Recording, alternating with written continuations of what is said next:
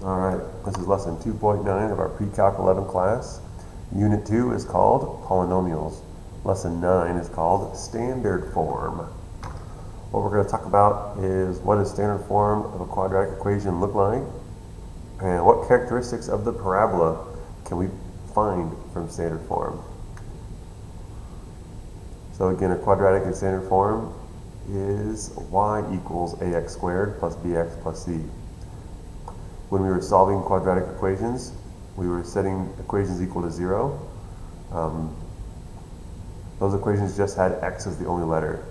So now in general, if our standard form is equal to anything, y, we have this quadratic equation in standard form. So it's a little bit, it's the same as before when we were solving equations, but it's a little bit different in that it's equal to y instead of being equal to 0. Okay, so we could write quadratic equations in standard form. The coefficients a, b, and c can be any number we want.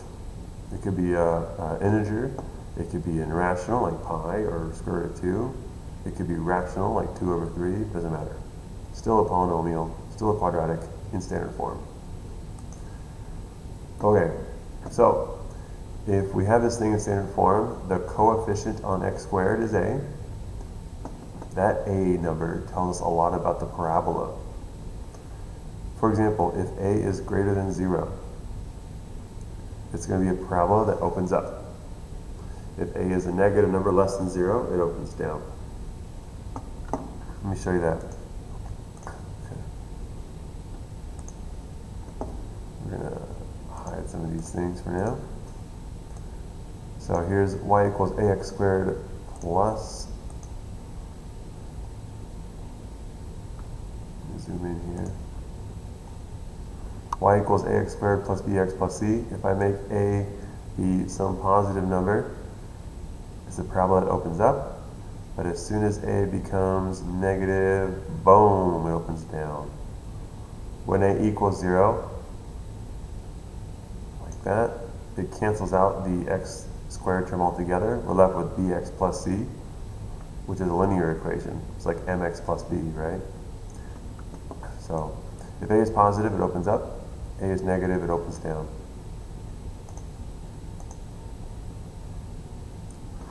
So A and B examples are really easy to see which direction it opens. Example C, this quadratic opens down. I see that because I look at the y values.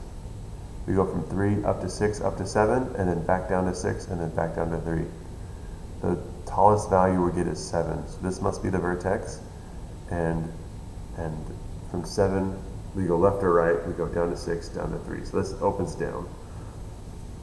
Example D, E, and F, we have to identify the A value to determine if it opens up or down. For D, the A value is negative 0.7, which is less than 0. So this one opens down. For E, the A value is 1/2, which is greater than 0, so it opens up.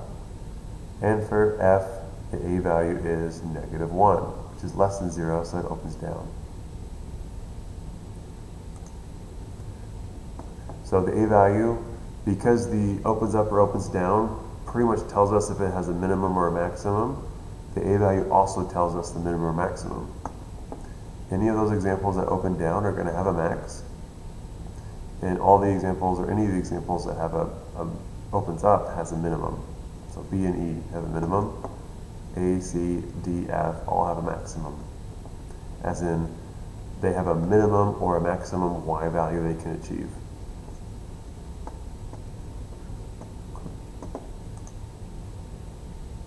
Alright, so the absolute value of A, so just scratch the negative sign if it has it. The absolute value of A. If it's a number bigger than 1, then what we're doing is we're taking that parabola, we're grabbing the top and the bottom, and we're just stretching it vertically, which makes it look skinnier and taller. If the A value, if the absolute value of A is less than 1, so between 0 and 1, what we're doing is we're doing a vertical compression. So taking the top and the bottom and we're smushing it like a pancake, which will make it look wider. So so A has a negative 0.7x squared. So if this black parabola is negative x squared, negative 0.7 is going to look more like this. It's going to look wider and more smushed vertically, or vertically compressed, because the absolute value of negative 0.7 is less than 1. The a value for b is also less than 1, so just in the positive direction. So if this black parabola is positive x squared, we're going to have a vertical compression for this one. It's going to look like this. Example C is a negative x squared. The absolute value of a here is equal to a. So this one's going to have no stretch and no compression. D has a value of 4, which is greater than 1. So we're going to stretch this thing. So if the black parabola again is x squared, then example D is going to have a parabola that's going to be much skinnier. It's going to stretch vertically, so it's going to look skinnier. Okay, the C value. Quadratic equation in standard form, the C value is the y-intercept. This should make sense. Let's talk about it. The y-intercept is when x is 0, y is some number. That number is where it crosses the y-axis. So if we take 0 and we plug it in for x into ax squared plus bx, a times 0 squared washes out, b times 0 washes out. So when x equals 0, we're left with y equals c. So 0c in general is the y-intercept of a quadratic. So for example A, c is negative 7, so 0, negative 7 is the y-intercept point. Example B, c is 5, so 0, 5 is the intercept. Example C, example C, c is 10, so 0, 10 is the intercept, the y-intercept. Example D and E, there's a 0 in the x column, and there's a 0 in the y column. Remember, y-intercept is when x equals 0. So we're going to find when x is 0. And we're going to look for the 0 in the x column. 0, negative 2 is the y-intercept for example D. 0, 3 is the y-intercept for example E. And example F on the graph, here's the y-intercept, 0, 8.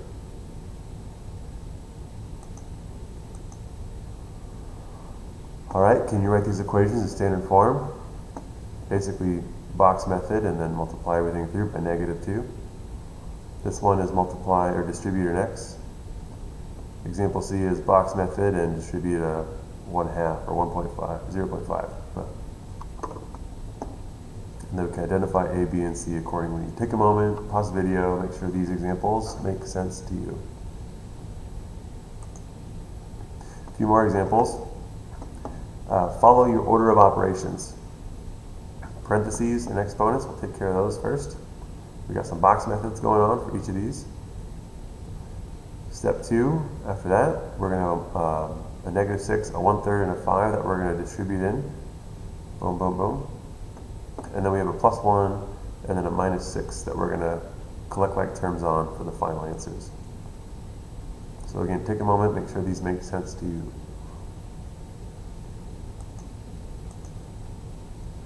Alright, so takeaways, we can write a quadratic equation in standard form, identifying the a, b, and c values from our coefficients. Standard form of a quadratic tells us a lot. The a value tells us the opening direction, up or down. It also tells us if the parabola has a maximum or a minimum value. It also tells us the vertical stretch or compression. And the c value tells us the y-intercept. Oh, excuse me. Whew. Okay. If you're wondering about the b value,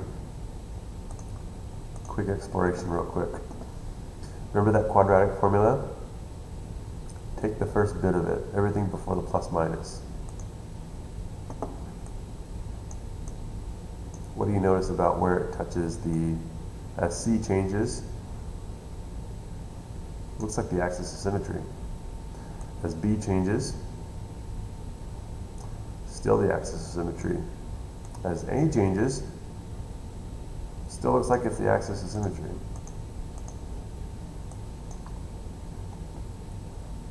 Well, that's fun. But I get ahead of myself. What about the other half? What about let's pause this stuff for a minute. What about the plus square root of b squared minus 4ac over 2a, part of the quadratic formula? Where does that show up? Well, it's the green right here. And the minus? It's the blue over here. Notice the plus is where we intersect the x-axis on the right, and the minus is where we intersect the x-axis on the left. So we go axis of symmetry to the right for one root, axis of symmetry to the left for another root. Interesting. More on this relationship to come in the next lesson.